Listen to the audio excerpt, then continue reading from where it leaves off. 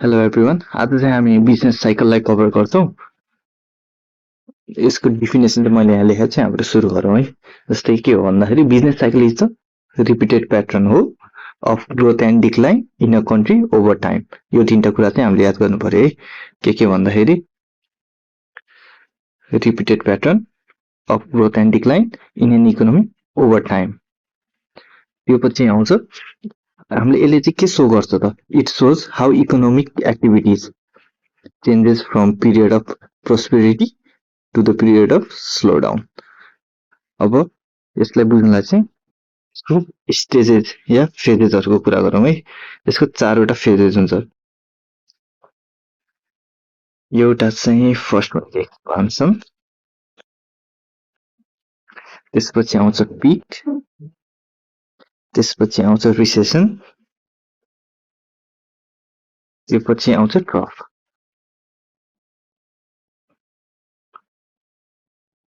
अब पिक एक्सपान्सनबाट पिकमा जान्छ, पिकबाट रिसेसन, रिसेसनबाट ट्रफमा जान्छ, ट्रफबाट फेरि एक्सपान्सन पिरियडमा जान्छ। यो चाहिँ एउटा साइकल जस्तो हुन्छ है। यसलाई हामीले चाहिँ सिम्पली यो चाहिँ फ्लो अफ बिजनेस साइकल भनेर नि बुझ्न सक्छौँ है।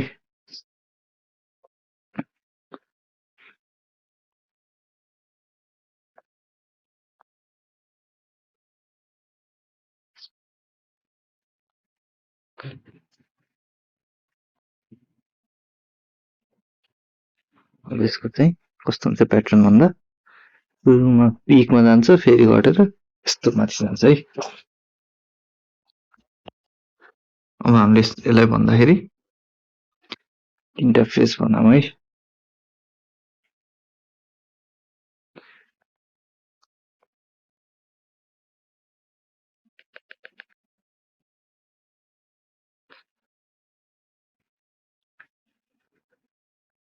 यो चाहिँ एक्सपान्सन भयो, यो चाहिँ पिक भयो, यो चाहिँ रिसेसन भयो, अनि यो चाहिँ ट्रफ भयो है। अब यसको एक एउटा फेजेसको चाहिँ कुरा गरौँ, तलबाट गरौँ है। जस्तै फर्स्टमा छ एक्सपान्सन। यसलाई हामीले बुम पिरियड या फेज भनेर पनि बुझ्न सकिन्छ है। यसमा चाहिँ के हुन्छ भन्दाखेरि in this phase the economy is growing. अब यसको क्यारेक्टरिस्टिक्सको कुरा गरौँ है। क्यारेक्टरिस्टिक्सको कुरा गर्दाखेरि चाहिँ फर्स्टमा चाहिँ के हुन्छ भन्दाखेरि बिजनेसहरूले प्रफिट बनाउँछ।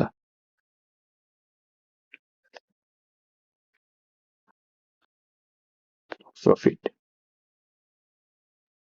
अनि त्यसरी नै इम्प्लोइमेन्ट इन्क्रिज हुन्छ, अनि मान्छेहरूले चाहिँ पैसा धेरै खर्च गर्छ मार्केटमा।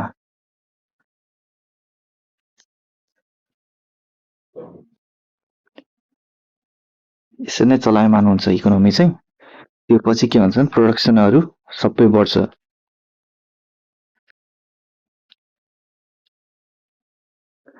अनि प्रोडक्सन बढ्छ, अनि त्यसपछि स्ट्यान्डर्ड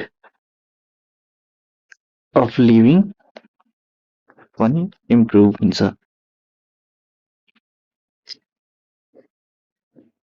जस्तै अब एक्जाम्पलको लागि चाहिँ के गरौँ भन्दाखेरि एक्जाम्पल चाहिँ कस्तो हुन्छ भन्दाखेरि company hire more workers where demand for good is high. जस्तै कुनै कुराको चाहिँ डिमान्ड बढ्यो भने कम्पनीले चाहिँ मोर इम्प्लोइहरू हायर गर्छ है। यसको सिम्पल एक्जाम्पल चाहिँ companies hire more workers because demand for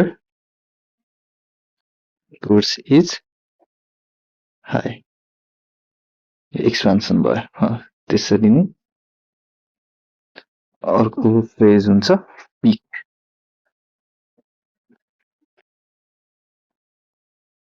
यसमा चाहिँ के हुन्छ भन्दाखेरि चाहिँ यो चाहिँ हाइएस्ट पोइन्ट अफ इकोनोमी हो हाइएस्ट इकोनोमी भन्दाखेरि पनि highest point of economic growth before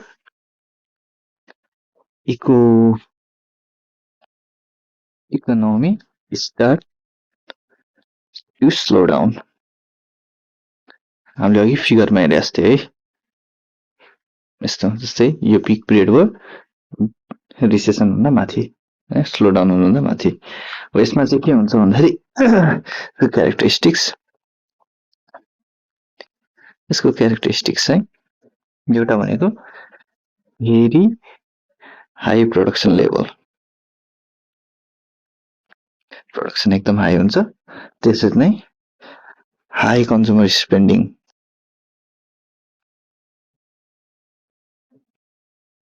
अर्को चाहिँ के हुन्छ भन्दाखेरि प्राइस मे राइज क्विकली यसमा इन्फ्लेसनको कुरा भयो है त्यसरी नै economy can not keep growing forever यो चाहिँ सेचुरेसन पिरियडमा पुग्छ यसको एक्जाम्पल भनेको चाहिँ बिजनेस चाहिँ फुल क्यापेसिटीमा रन हुन्छ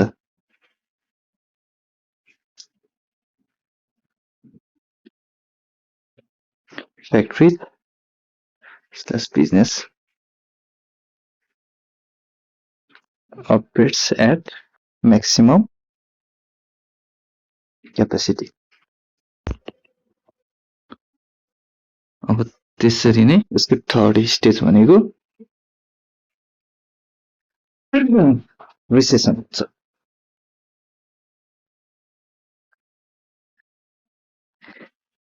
this is the period when economic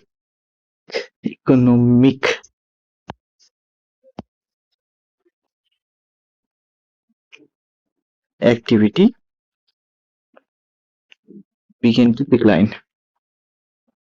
हैन त अब यसको क्यारेक्टरिस्टिक्स चाहिँ के हुन्छ भन्दाखेरि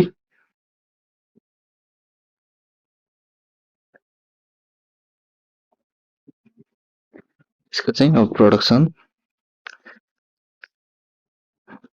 घट्छ अनि अनइम्प्लोइमेन्ट बढ्छ अनि बिजनेस प्रफिट घट्छ अनि त्यसपछि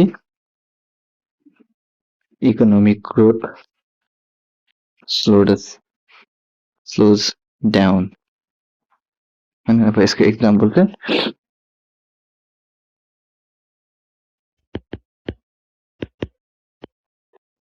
के हुन्छ भन्दाखेरि factories reduce production because people buys fewer goods यो चाहिँ रिसेसन भयो त्यसपछि अब लास्ट आउँछ ट्रफ यो फेज चाहिँ कस्तो भन्दाखेरि यो चाहिँ it is the lowest point of business cycle जस्तै अघि थियो नि त्यो एक्सपान्सन भयो यो चाहिँ पिक भयो यो रिसेसन भयो भने यो पोइन्ट चाहिँ ट्रफ भयो है यसको क्यारेक्टरिस्टिक्स चाहिँ के हुन्छ भन्दाखेरि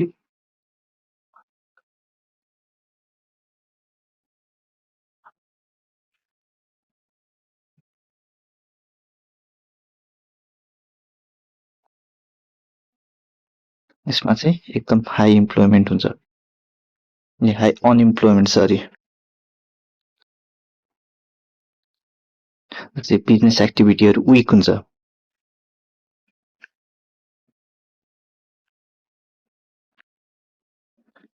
अनि त्यो पछि एकदम प्रोडक्सन लो हुन्छ। अनि त्यसपछि यसमा चाहिँ के हुन्छ भन्दाखेरि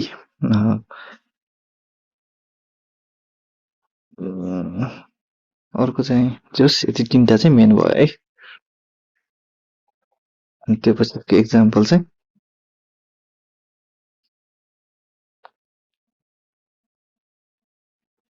many businesses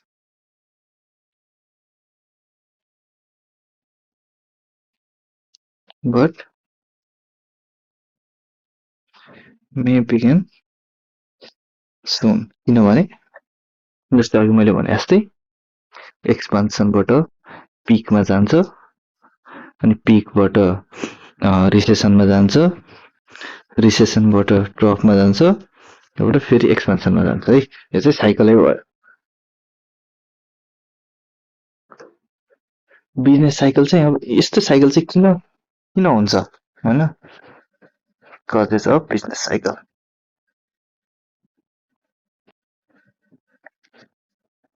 किन भन्दाखेरि एउटा चाहिँ change in consumer spending,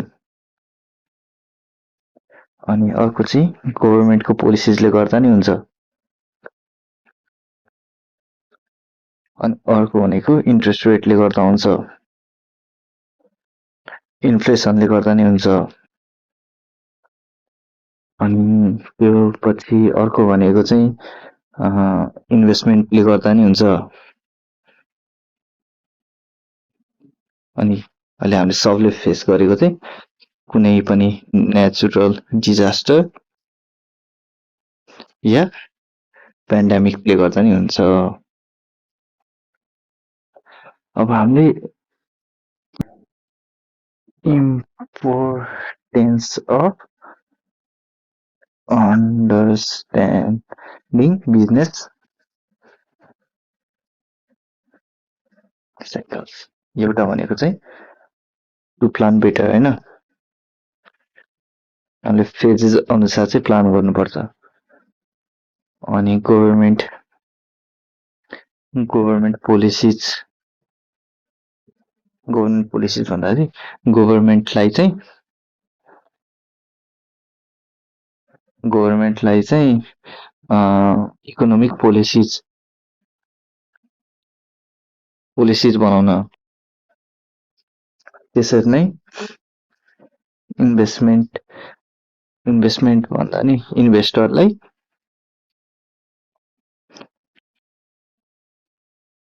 make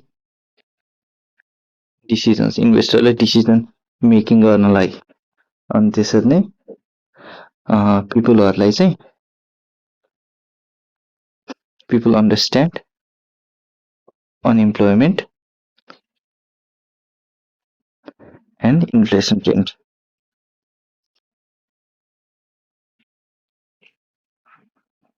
हजुरले यति लेख्नु भने चाहिँ एक्जाममा धेरै हेल्प हुन्छ है। Thank you.